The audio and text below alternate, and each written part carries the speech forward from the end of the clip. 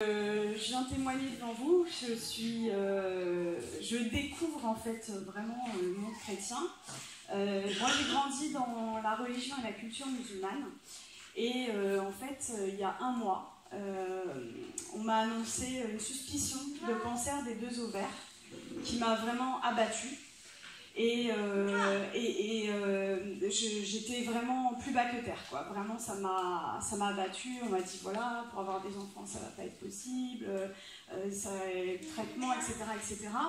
Et une semaine, 10 jours après, j'entends parler de Jésus. J'avais déjà entendu parler de Jésus, puisque tout le monde sur cette terre, je pense, a au moins une fois entendu parler de Jésus. Mais là, cette fois-ci, c'était très fort. C'était quelqu'un qui témoignait. J'ai beaucoup pleuré sur des vidéos sur internet, et le soir même en fait je me suis mise dans ma chambre à genoux pour la première fois de ma vie devant Dieu, et j'ai dit: Jésus, si tu existes, moi ça m'intéresse pas juste d'entendre parler de toi en fait, je veux te voir maintenant, tout de suite, je veux te voir, et je veux te voir d'une façon que plus jamais je puisse douter de toi. C'était vraiment ma prière, du plus fond de mon cœur, du plus profond de mon cœur. Et il est venu en fait, il est venu, et en fait, si vous voulez, dans ses yeux ne sont pas comme les nôtres, c'est-à-dire qu'il y a tous les univers à l'intérieur, et il m'a transpercé en fait en plein cœur avec son amour, et il m'a donné une envie qui, pour quelqu'un qui a grandi dans la culture musulmane, est incompréhensible. C'est-à-dire qu'il m'a donné envie d'être baptisée. Je comprenais vraiment pas quoi, parce que voilà, dans ma culture, le baptême c'est quelque chose de... Et le lendemain matin, je me réveille, je cherche partout où est-ce que je peux être baptisée. Donc je regarde les églises catholiques, protestantes, tout. Il n'y a rien qui me disait. Je dis, bah, maintenant, oriente-moi, quoi. Et donc, j'ai rencontré Jésus le 11 juillet. Le 13 juillet, j'étais baptisée. Amen. Et le soir même, je me retrouve dans ma chambre. Et en fait, juste pour vous dire, j'avais des douleurs depuis 4 ans, tous les jours. Tous les jours, j'avais mal, en fait. Et le soir même, je me retrouve dans mon lit. Et je commence à parler une langue où je comprends aucun mot. Et chez les musulmans, tout ça n'existe pas. Donc j'avais jamais entendu parler du parler en langue, etc. Et j'ai parlé pendant 3/4 d'heure, 1 heure, une langue que je ne comprenais rien du tout. Et à la fin, ça s'est arrêté. Et là, mes douleurs, pour la première fois depuis 4 ans, disparues. Plus de douleurs. Là, je dis, ok, je suis guérie, je dois aller voir mon gynéco. Mardi 17 juillet, c'est-à-dire il y a 2-3 semaines, quoi. Je vais voir mon gynéco. Et donc il me dit, vous avez fait votre IRM, les marqueurs tumoraux, et il me dit, alors c'est pas un cancer malin, mais c'est une maladie d'un stade très très sévère, on va opérer, etc. Et là je le regarde et je lui dis, vous savez pas ce que je vais vous dire, mais je suis guérie. Je lui ai pas dit je pense être guérie, je lui ai dit je suis guérie. Et il a rigolé un petit peu, il m'a dit bon, parce que le déni de la maladie existe en médecine, quoi, chez beaucoup de monde. Et il m'a dit bon bah allez, on va faire l'examen.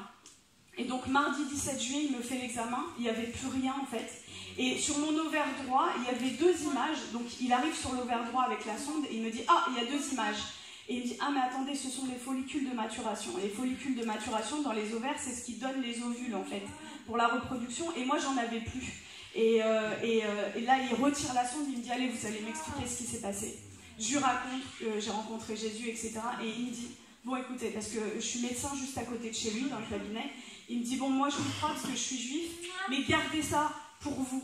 Et j'ai rigolé, je lui ai dit, je veux que le monde entier sache que Jésus est vivant. Je veux que le monde entier sache. Et comme disait André, je suis médecin psychiatre et addictologue, donc je m'occupe des gens qui vont pas bien, quoi. Et ma pratique, en fait, c'est pas qu'elle a changé, elle a été bouleversée au cabinet, et en fait il se passe des délivrances, des guérisons mais incroyables. C'est-à-dire qu'avant je pratiquais mon métier, je consolais les gens, je prescrivais des traitements, etc. et je renie pas du tout, j'ai fait 13 ans d'études, je renie pas du tout ça, mais aujourd'hui j'ai une clé en fait, et je vois des délivrances mais j'aurais même pas pensé possible en fait. Le Seigneur, en fait, à la fin de mes études, moi j'ai dit, je veux plus travailler à l'hôpital, c'est cabinet seulement. Et le Seigneur, là, depuis que j'ai été baptisée, m'a ramenée à l'hôpital, et je vais juste vous raconter, parce qu'en fait, c'est ce que je voudrais vraiment, mon message, c'est que la vie chrétienne, c'est des miracles et des prodiges de Dieu tous les jours, en fait.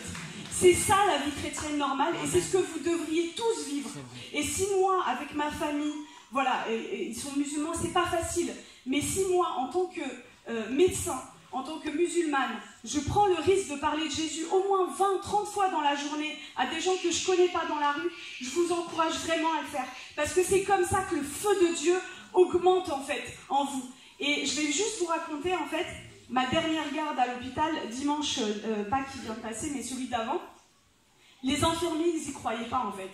C'est-à-dire qu'on a passé une nuit blanche et il y a eu miracle sur miracle, sur miracle, sur miracle. Et je vous raconte juste un des cas, parce qu'il faut bien que je choisisse. Une jeune femme, 2e année de droit, qui arrive amenée par ses parents en fait, mutique. Ça fait une semaine, elle n'a pas dit un mot, mutisme.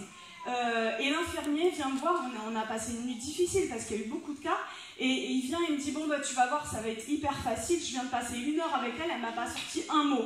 Et moi dans mon cœur je dis mais c'est pas le projet de Jésus. Et j'arrive dans la chambre, je lui dis bonjour, je lui présente ma main pour lui serrer la main, et là elle ne répond pas. Et intérieurement je fais une prière de délivrance au nom de Jésus.